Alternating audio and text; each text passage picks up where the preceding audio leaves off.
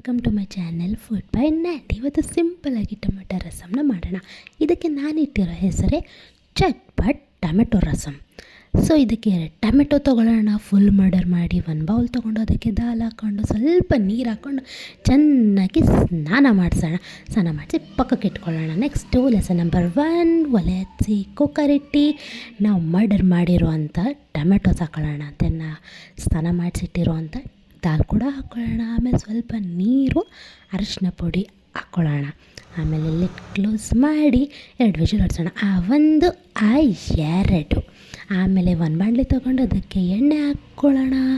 ಆಮೇಲೆ ಸಾಸಿವೆ, ಜೀರಿಗೆ, ಹಿಂಗೆ ಹಾಕ್ಕೊಂಡು ಚಟಪಟ ಅಂತ ಮಾಡಿಕೊಂಡು ಕುಕ್ಕಾಗಿರುವಂಥದ್ದು ಆಲೂ, ಟೊಮೆಟೊ, ಉಪ್ಪು, ಖಾರದ ಪುಡಿ, ಸಾಂಬಾರು ಪೌಡರ್ ಹಾಕೊಂಡು ತಕ ಅಂತ ಕುದಿಸ್ತಾ ಇದೆ. Rasam ready. Thanks for watching.